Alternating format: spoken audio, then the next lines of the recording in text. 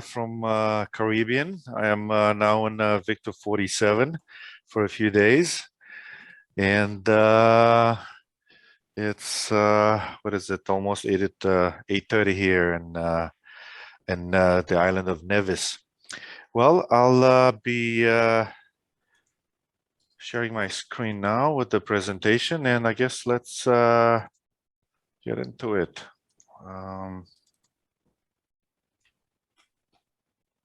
All right, can you see my screen? Yes. Looks good. All right, perfect. All right, so well, Bouvet Island DXPedition, which I'm a member of, is slated to start from the Falkland Islands on January 14, 2023, which means a little bit over less than 2 months away from now. We have a website, 3yankee0juliet.com. Has a lot of interesting information, latest news, pictures, diagrams, sketches, a few videos, anything you can think of. So if you have nothing to do and get bored, get on the website and you'll see a lot of interesting things there. Well, first of all, where is Bouvet? It's a small little island. Basically, if you search for it on the map, you'll have a hard time finding it. It's located somewhere in the South Atlantic Ocean, and the distances to the main ham radio population area are quite staggering. It's about 8,000 miles from New York, and then about another 8,000 miles to Europe.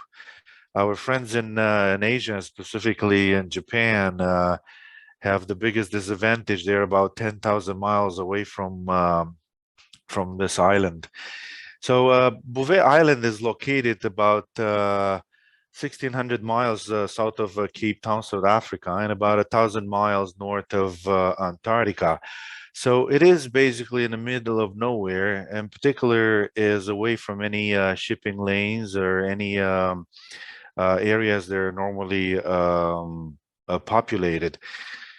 And that makes it very difficult to get to, because there's no actually a boat that you can actually hop on and say, oh, take me to Bouvet and you're away to somewhere else, because no shipping lanes are passing through the Bouvet area.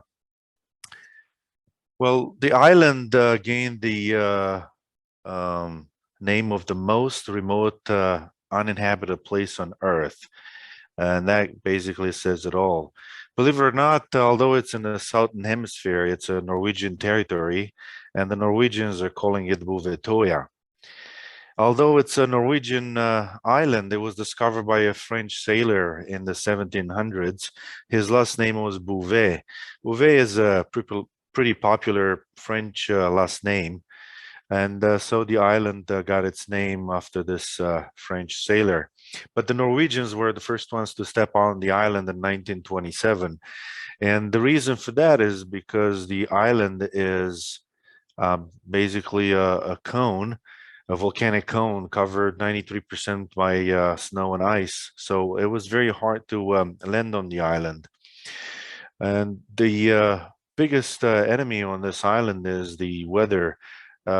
They are recorded about 300 storms a year, and when the storms hit the island, the winds reach about 100 miles an hour. So it's quite a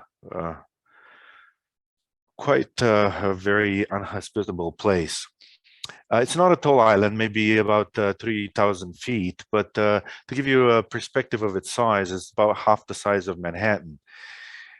Bouvet, together with the 3 other Norwegian overseas territories, are entities, separate DX entities.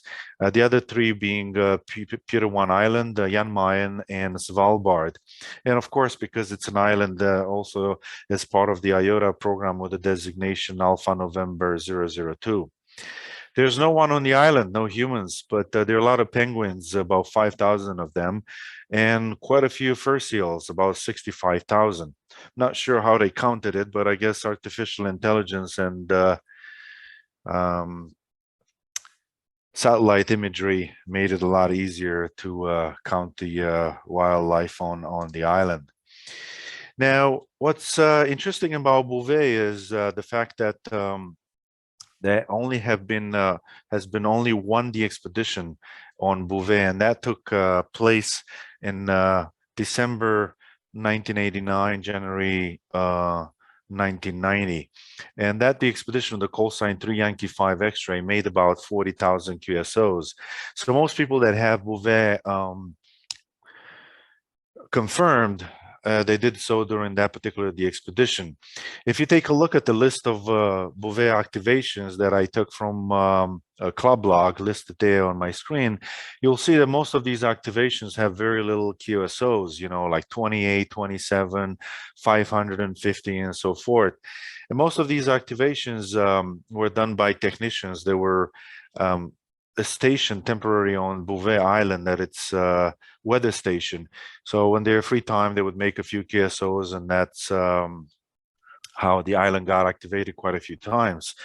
The only notable exception is the 3 Yankee 0 Charlie DXPedition, which was basically a single man activation by Charles Brady, an astronaut and also a Navy captain with the call sign November 4 Bravo Quebec Whiskey. He made about 8,000 QSOs, almost all of them SSB. Now, what happens is the weather station that's currently on Bouvet Island got computerized, so no needed technician. There were no needing for any technicians to be on the island, and so the activation of Bouvet Island stopped happening, and that's why the island was last activated in 2007. But that activation only made a handful of QSOs. So really, if we look at it, because it's been more than 20 years since the last activation of Bouvet. On the right side of my screen is a picture of the first Norwegian Bouvet Island DXPedition, and that's a very interesting picture for us because these guys actually landed in exactly the same spot where the 3 Yankee 0 Juliet DXPedition will be landing in January next year. And these guys landed by boat, which is the same way we'll be planning to land on Bouvet using the so-called rubber boats, Zodiacs. So in short, Bouvet is number 2 on the club log most wanted DX entity list, and so it's very rare. The only more rare entity is P5, North Korea, but that's rare for a different reason. Bouvet is rare because it's very hard to get to the island, it's very hard to stay on the island, very hard to land on the island, very hard to get off the island, and it's very expensive to get there. So we're a group of 13 operators from different continents, and the team leaders are Norwegians. Our plan, in short, is to start in January 14 from Port Stanley and Falkland Islands. Depending on the weather, the trip will take between 10 to 15 days. We plan to stay on the island for about 22 days. And after that, we'll be leaving Bouvet Island and head to our final destination in Cape Town, South Africa, a trip that will take another 10 to 15 days. So in total, our Bouvet DXPedition will take an average about 45 days, again, depending on the weather. Our main focus are human modes, which means CW and SSB, and we're dedicating a number of 8 stations for just that, CW and SSB. We also have an additional 4 stations that we'll be using for FT8 and RIDI. We have a couple of diehard RIDI operators in our team, and they are eager to make some RIDI QSOs. But our goal is to make at least 200,000 QSOs. The reason for that is because the next activation of Bouvet will probably take another 20 years to happen, and looking around at the ham radio population today, most of us won't be too happy to wait for the next one. As I said, our team leaders are Norwegians. They've been able to secure the license and everything that's needed for us to be able to get the landing permit. But there are also a number of 6 or 7 actually members from North America, and we have also from Germany. One of the things I would like to mention in our team, we have not one, not two, but 3 medical professionals, 2 doctors and a dentist. Dr. Bill, Kilo Oscar 7 Sierra Sierra, Dr. Mike, Alpha Bravo 5 Echo Bravo, and Otis, our dentist, November Papa 4 Golf, who is a team member of the K3LR context group. To get to Bouvet, we're going to be using a French boat. Its name is Marama. It's an oceanic ketch, which means it's a sailing boat that has 2 masts. This boat is specialized in taking scientific expeditions to cold weather areas such as the Northwest Passage, Georgia, South Georgia, South Sandwich, Antarctica, and so forth. Actually, the boat returned recently, a couple of months ago, from another trip in Antarctica, and we're confident that they have the skills and the experience necessary to take us safely to Bouvet and then to the final point in Cape Town. Recently, the crew of Marama sent us a few of the pictures from their prior trips to the cold weather areas. And you can easily tell that these pictures show they know what they're doing when it comes to taking non-professionals, such as a bunch of hams, to a cold climate and harsh climates such as Bouvet. This is a little map of Bouvet Island. As you can see there, the weather station is located at the northwest corner of the island. And that area is off limits for our team. The Norwegian Polar Institute, who is responsible for giving licenses and lending permits for Bouvet, said that we're not allowed to get there. But together with them and by discussing with a lot of specialists and people that have been to Bouvet for many times, we have decided that the best landing spot will be an area called KO8SCA, which is located at the southeast corner of the island, and pictured there or by the arrow and this on this little map. Now, as I said, we're going to be landing on Bouvet using Zodiacs. We will not be using helicopters, and the reason for that is because helicopters, in addition to being expensive to get to Bouvet, they're very weather dependent. So if we have, let's say, an hour or two, a good weather window, we still can do a few trips by Zodiac, but helicopter landing is more difficult, and if the weather is cloudy or drizzling or very poor visibility, helicopter landing is not possible. So we have a number of these, 2 of these Zodiac that were purchased for Bouvet, and these have a loading capacity of more than a ton, allowing us to bring the 7 tons of equipment that we have to Bouvet, from Marama, our main boat, to Bouvet. This picture shows exactly our landing site, the KO8SCA. We will be landing at the on that beach area pictured there on the right side of the picture, and after landing, we will be setting up camp on the left-hand side on that cliff. This picture here on the left side of the picture. The reason we will be setting camp on that area on the left is because we need to be away from the marine life.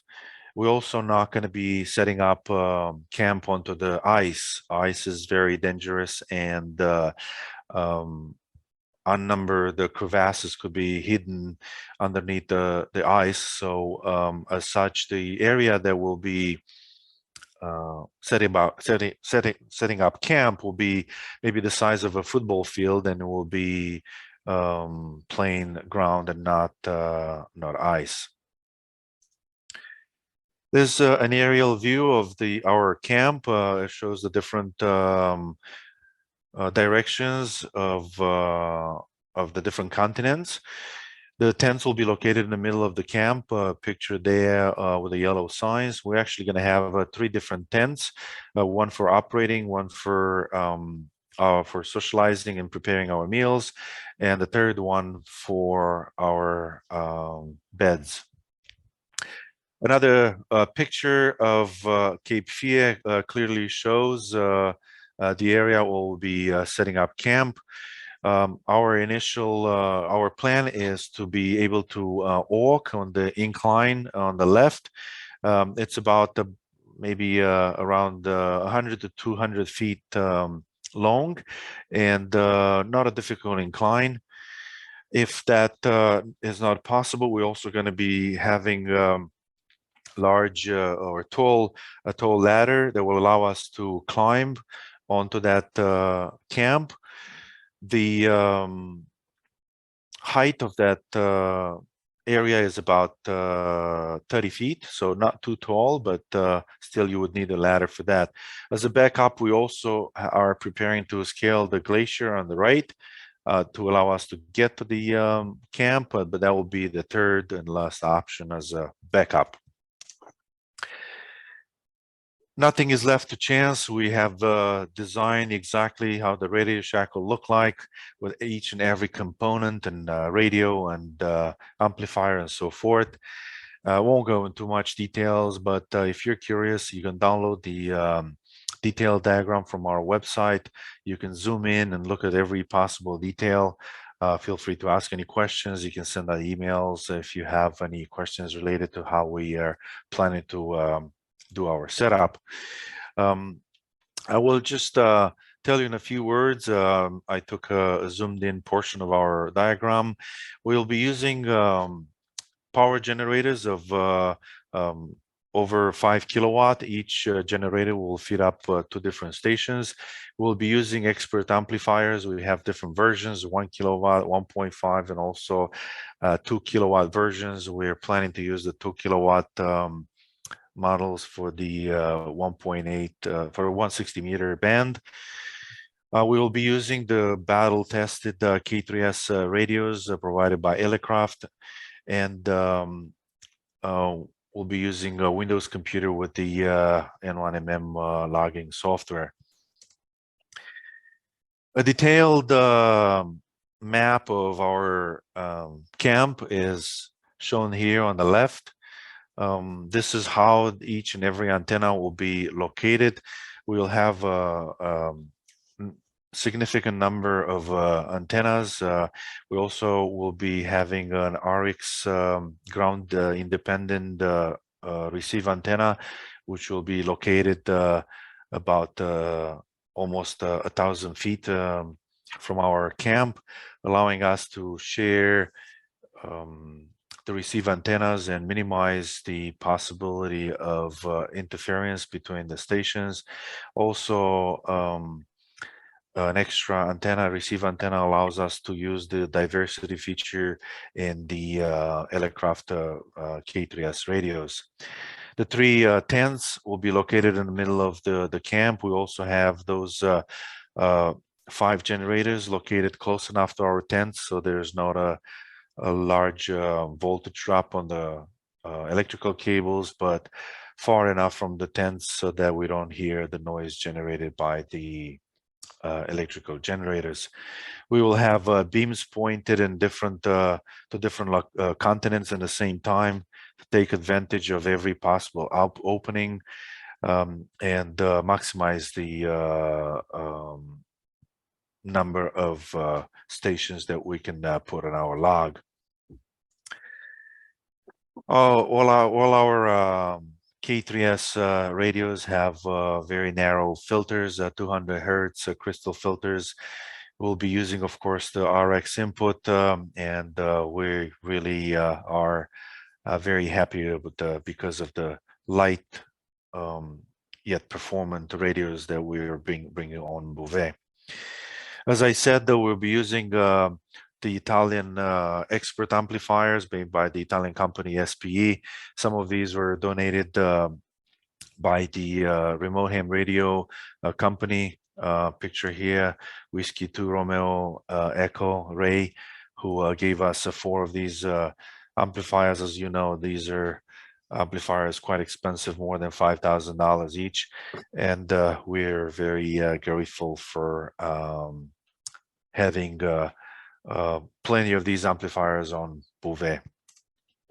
As I said, the computers are Windows 10, Lenovo laptops, brand new. We'll be installing the N1MM software. In addition, we'll be using the Expert SDR software for the FT8 radios. We'll be using the WSJTX software for the Fox and Hound mode, and many other additional pieces of software that are needed to make sure that we are properly working the pileups. We also have a lot of small little accessories, you know, from the WinKeyer interfaces for each radio, allowing us to have perfect CW signals. We're mentioning that I would like to mention that our DXPedition team has 4 diehard CW operators, members of the FOC club. So we will definitely be very active on CW in addition to SSB and other modes. We're grateful to the Ukrainian company, Rig Expert, who donated quite a bit of their equipment right before the war started in their country. And we're grateful for them doing so and sponsoring our team. Also on Bouvet, the internet connection will probably not going to be very reliable, so the time syncing will be done by gadgets such as this one, which interrogates a bunch of satellites and through the USB provides accurate clocking for the FT8 computers. Nothing is left to chance. Each and every component was tested, especially antennas were tested in the harsh environment of Norway. Some of the Norwegian team members have tested the antennas, the tents. Here, the bottom left is a picture of the some of the team members testing a way to bring supplies to the shore without using a pilot on the Zodiac. So basically an unmanned Zodiac solution to bring supplies from Marama to the shore of Bouvet. In addition, multiple members of our team have tested antennas at their QTH. Here are the vertical antennas donated by DX Engineering for 160, 80, 40, and 30 being tested in New Mexico and Arizona. We have quite a few antennas. Again, I'm not going to go in every detail. They are listed on our website, but we do have quite a few of tri-benders. These are provided by Innov and Wemo. These are tri-benders that do not have traps. So we'll be using duplexer and triplexers from 4 Oscar 3 Alpha, allowing us to run 3 different stations in the same time on each of the tri-benders and 2 stations in the same time on each antenna for the dual banders, the WARC beams that we'll be using. We have a bunch of plenty of backup and wire antennas and spare so that we can use them while doing repairs. All these equipment was tested in Norway. We visited the Lima November 8 Whiskey Superstation, the biggest contest station in Norway, south of Oslo. So the team met there in April this year, and we tested everything. Each antenna and cable, everything was labeled and packed for the trip to Bouvet. We tested everything. We even tested a toilet. The Norwegian Power Institute, they gave us the license for Bouvet. Wanted to make sure that whatever it's brought us to Bouvet, it's going to be taken out, including human waste. So that's actually quite a challenge for us. that needed to be solved. We installed even our tents. We're able to set up and dismantle the tents in less than 20 minutes. And that's one of the things that we trained to do so.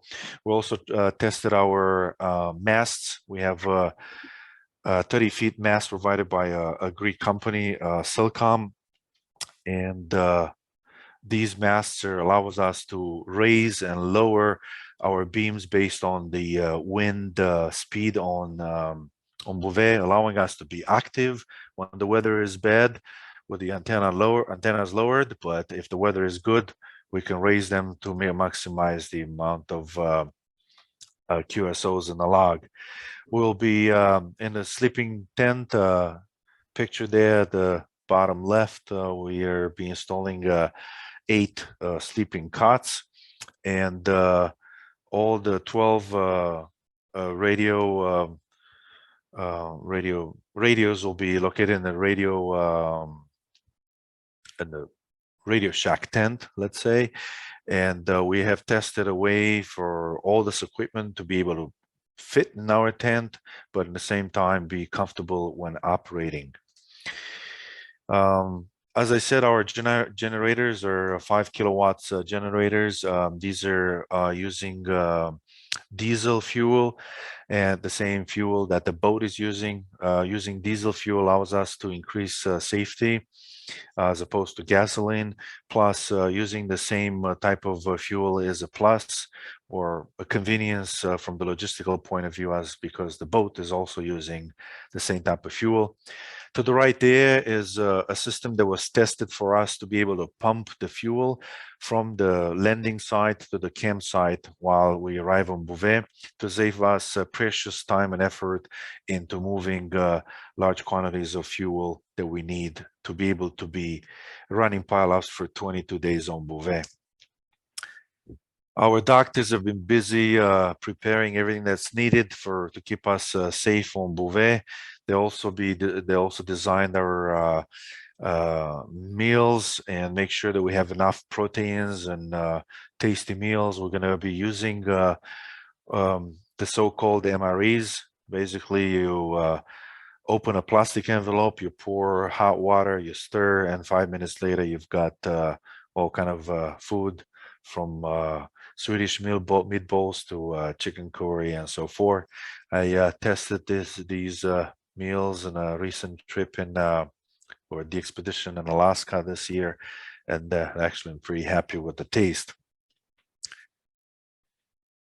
The biggest event, or I should say biggest deadline for us as a team, was the container shipping, which had took place in September 10, 2022. All the equipment was gathered in a place somewhere outside Oslo, where it was packed and labeled and prepared in these waterproof barrels. And these barrels will be going into our ship, and they will be transported a lot easier once we arrive on Bouvet.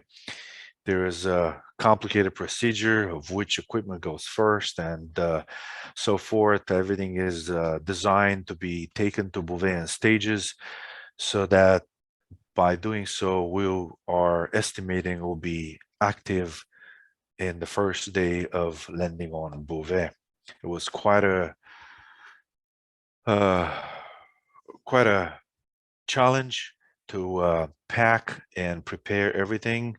But on September 10, when the container door was closed, everyone was in the team was happy. At this point, the container actually arrived in Falkland Islands, I think about a couple of weeks ago, and our ham radio friends in the Falklands have opened the container and they checked it, and everything is in perfect order. And we're happy that that important item in our to-do list is crossed off, and that makes us ready indeed for our trip to Bouvet.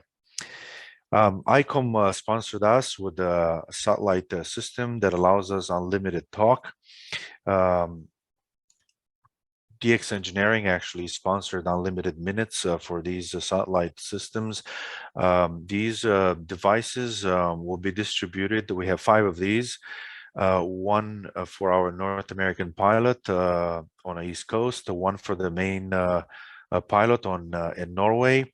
One will be on our boat, and 2 of these satellite units will be on Bouvet with the team all the time. These will allow us to be in contact at all times and through, like I said, unlimited talk with our pilots, allowing us to distribute information to the worldwide ham community. We'll also be bringing a Starlink system, and that will allow us to have high-speed internet.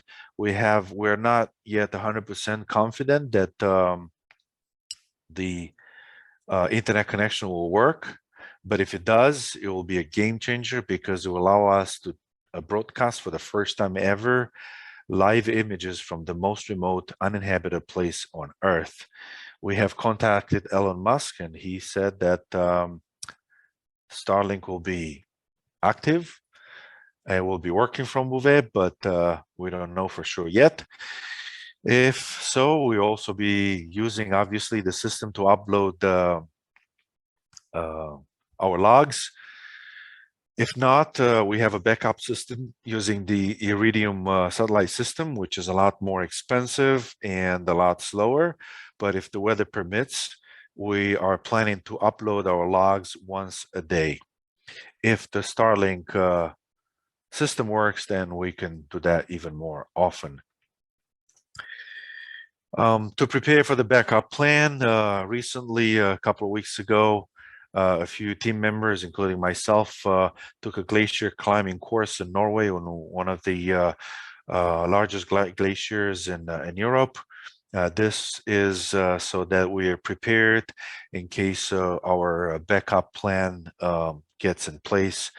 That will allow us to get to the camp by crossing a glacier about 300 feet in long. So it's not a complicated crossing, but nonetheless, we wanted to make sure that we're trained on how to do so safely and what the safety procedure is, rescue procedures, and so forth. Well, we have a budget of about $700,000, and we're happy to say that more than 97% of this amount has been raised already. Each operator needed to pay about $25,000 in order to join the team. And of course, NCDXF and Indexa have donated their largest donation ever. And that's amazing. And of course, hymns around the world and clubs and so forth have stepped up, and they showed that they are interested in our successful activation of the most remote uninhabited place on Earth.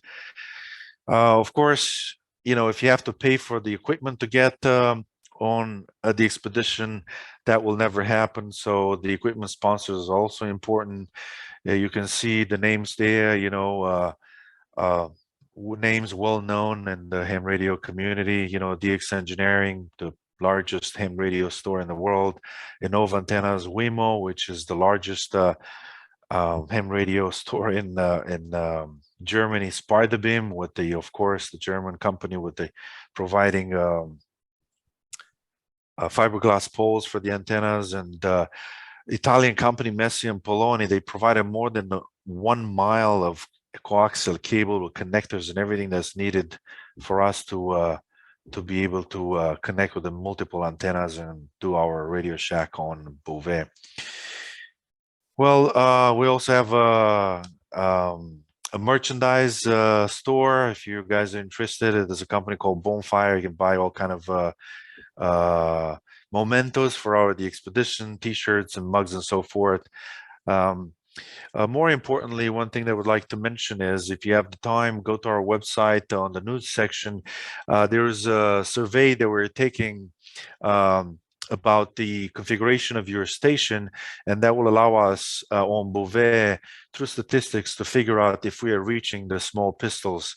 We're aiming to make 200,000 QSOs, but at the same time, we're aiming to make at least 50,000 unique call signs, and that's one of the goals. And we can reach that by analyzing, when we look at our logs and while in Bouvet, if we're reaching enough small pistols, the guy that has 100 watts in the radio and a wire in an attic, if we can reach as many of those stations, that we can call ourselves successful on Bouvet. Well, I can talk about this our preparations for for a long time. We've been doing this for almost 3 years. So, but I think I'll give the microphone back to you guys there. And if you have questions, happy to answer any questions you might have. If not, I will be getting ready for the big contest this weekend, like everybody else, I hope. Or you have to make at least one contact in the contest to say, I've been there. Excellent. Thank you, Adrian. Yeah, so we'll open it up for some questions at this point. I have been spending a lot of time on the website personally. I was out in my yard with a compass today, trying to figure out how I could position a better 40-meter antenna to make sure I work you guys. I've been focused on, I did fill in your little poll there to describe my station. Perfect. So, I'm going to be full on effort trying to work you guys. When I first got my license in '89, a couple of months later, the 3 Yankee 5 X-ray, I think it was, went active, and I really did get the fever. There was a guy in work, Digital, Big Ham. His call is escaping me at the moment. He got me all excited about it. And I tried, but I did not work them. But like I said, I really didn't know what I was doing back then. Had one single wire antenna off center fed. But yeah, so I am looking forward to this quite a bit. And I'll be out there calling and calling until I work you guys. I'm sure you will work us. There's no way you cannot work us. We'll have full power. And we're on a cliff of about 30 feet, and then the mast of the beam has a little bit over 30 feet. So that's 60 feet next to the ocean. And, it's a full-blown tri-banders, and we have beams pointed to different continents at the same time. So we'll be running parallel pile-ups. So there's no way somebody that has a decent antenna not going to work us. Okay. When you take the Zodiac trips, will you be wearing survival suits? Yes, we'll be wearing the boat Marama has these suits that are they are provided to their customers. Like I said, they are specialized in taking scientists and whatever in the harsh climate, so they have all the equipment that's needed, or so that they can do so successfully. Mm-hmm. Do you know who took those? Who took those pictures of Cape Fear? They were pretty detailed pictures that you had there. Do you know? Probably some previous scientific expedition or something. Actually, believe it or not, it was a ham. It was Right. during the 2018 the expedition to Bouvet, the 3 Yankee 0 Zulu. They got about 100 yards from the island, and Nadir, Echo Yankee 8 Mike, a famous contester and ham and a passionate photographer. He took quite a few of these pictures, high resolution, a very nice camera. They've been around the island for about a week trying to figure out a way to get on the island, but the weather didn't permit helicopter landing, so they had to abort. But they did take quite a few nice pictures. So we have a lot of pictures from him. There's from time to time there the expedition or scientific expedition that visit the island, and of course the Norwegian Polar Institute has a lot of high resolution pictures. They send technicians there 6 months at a time, every maybe 5 years, to repair or maintain the weather station that's there. So although they don't send a technician that will sit there all the time, every few years they do send technicians that will stay on the island for about 6 months to do repairs, and these people take pictures and so forth. Yep. We also have satellite pictures that we have purchased.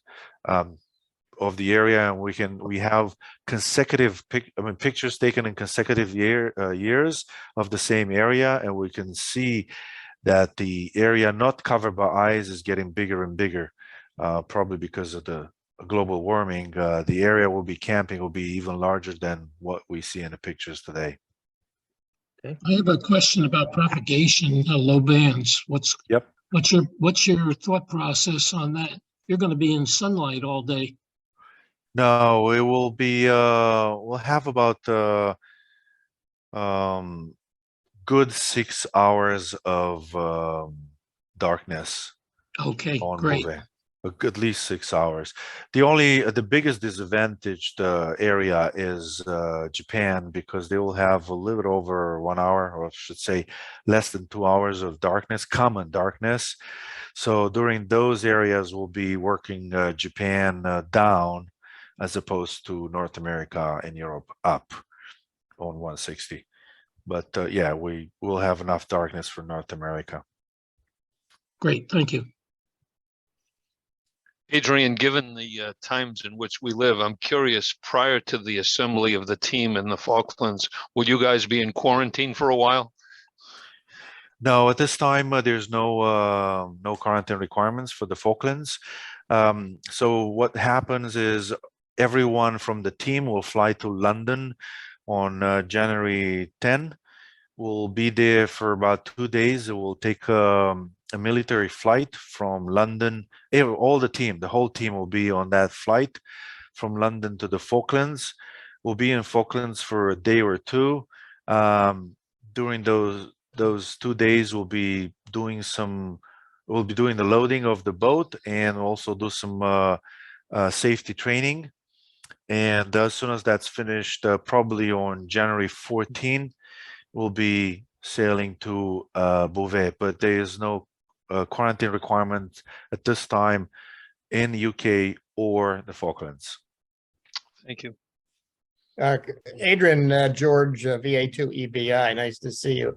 Some previous DXPeditions, James 9V1YC took some fantastic videos. James and Nadir are not part of this DXPedition, but is there a plan to produce any videos in addition to individual photos?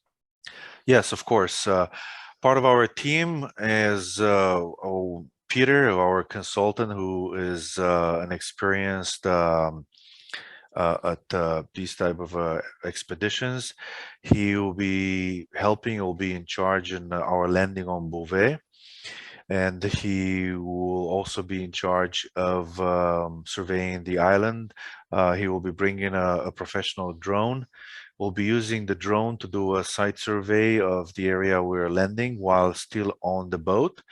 And after landing, he'll be in charge of photographing and taking videos, live videos of the island. And if Starlink terminal works, then you will be able to see live video from Bouvet. That's fantastic. Thank you. Yep. Hey, Adrian. Yep. Just wondering the reason behind no FT8 on 80. Is that a station configuration reason, and would that possibly be revisited as the DXPedition goes on? Yeah. So considering the fact that, well, first of all, we are a human mode DXPedition focus. So our focus is CW and SSB. Now, so because of that, we dedicated for those two modes 8 radios, and then we'll have 4 FT8 radios. Now, we'll be doing the so-called SO2R, single operator to radios, meaning that while an operator is doing SSB or CW, he will also be connecting to an FT8 computers, doing additional QSOs on FT8. Now, considering the good propagation that we already see and expecting to even get better in January, we are convinced that the amount of pileups that we're encountering on 80 meters, and CW will not be stopping. Now, if we see that we cannot make any QSOs on CW or SSB on 80 and 160, of course, we have everything that's needed to connect an amplifier and do FT8 for the 80 on 160. But our focus is to do human modes, and if nothing works, you know, the propagation is against us, so we're not putting people in the log, then we do have all the technical ability to make changes and be figuring out solutions. Great, thanks. Good luck. Thank you.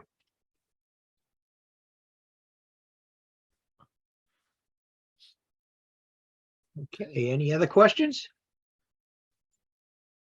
Yeah, will you be running Maritime Mobile on the way to and the way from? Yes, about half of the team is actually very excited about doing so for the 10 to 15 days, you know, sailing trip from the Falkland to Bouvet.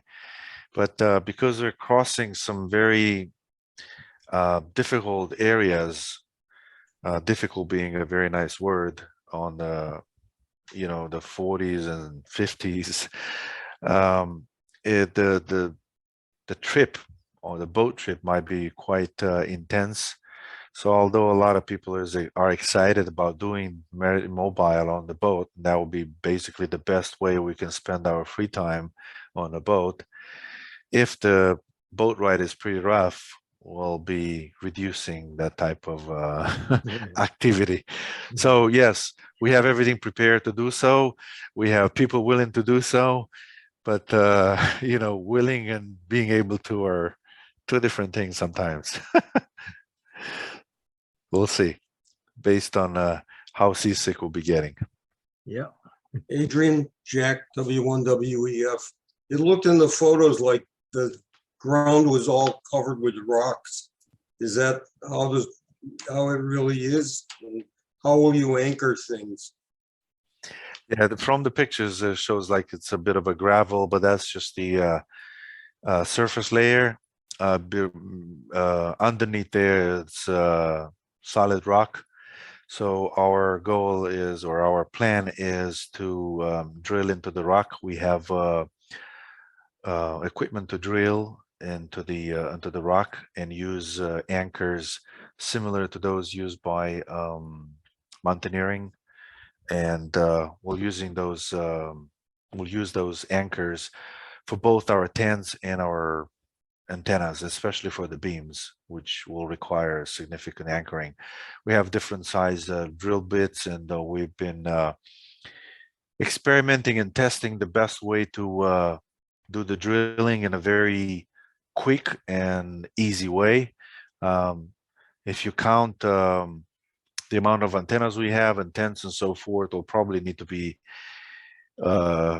drilling about 150 anchors, so it'll be quite a bit of work. We have designated or figured out a way to do this pretty quickly, but that's what we plan. We also have regular anchors made of rebar, but that we could use if the gravel area is deeper, but based on our survey, it looks like we'll be doing a lot of drilling. Sounds like a tremendous effort. I have to take this opportunity to show off my, Yes. this is 160. Ah, Jesus. Wow. That's quite an achievement. Yes, that's the only DXPedition that actually took place in the past. The real DXPedition, multiple people, 3 Yankee, 5 X-ray. They made about 40-something thousand QSOs, and that's when most people got their QSOs. So yeah, well, congratulations, especially at that time. The type of equipment they must have had was a lot, let's say, less technologically advanced than what we are bringing. But at the same time, the solar flux was a lot more friendlier with the hams at that time. So that was a plus that that the expedition had on their end. Crazy.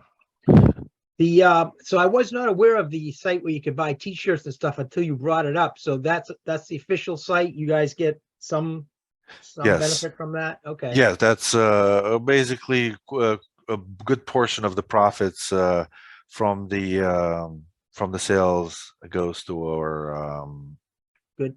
Okay. to our budget. It's not a big amount, but a little bit, every little bit counts. And as I said, we're almost there with raising the funds that we need. So the closer we get to the final number, the less extra money the team has to shell out. Sure. But Yeah, it's pretty cool to to have. It's pretty good to have a memento, like 10 years from now, you'll look back and say, man, I bought this t-shirt. Let me tell you about that guy talking on the on a Zoom, and I bought the t-shirt. I still have the ones from 3 Yankee 0 Zulu. And I was thinking, boy, these people are going to go actually to that place. And that would be so cool. One day, maybe I'll get to do so. So I put that mug next to me. So I said, well, anything is possible. I didn't think so, but anything is possible. So that gives me a boost, either when I try to work hard the expedition or in a contest or whatever. Excellent. Okay. Well, good luck. And we're all waiting in great anticipation here. All right. Well, thank you for having me, and I hope to work you guys, quite a few of you guys in the contest. Yeah, what's your call going to be down there? Well, initially I was planning to do the contest from here, from Victor 47, but some things didn't work out. Actually, because I was in Norway for the glacier course, I did not have enough time to prepare properly to put a good show. So I decided that I'm going to be doing the contest from 4U1 UN. So still a good one for, a good multiplier to have. Yeah, absolutely. Excellent. Well, good luck.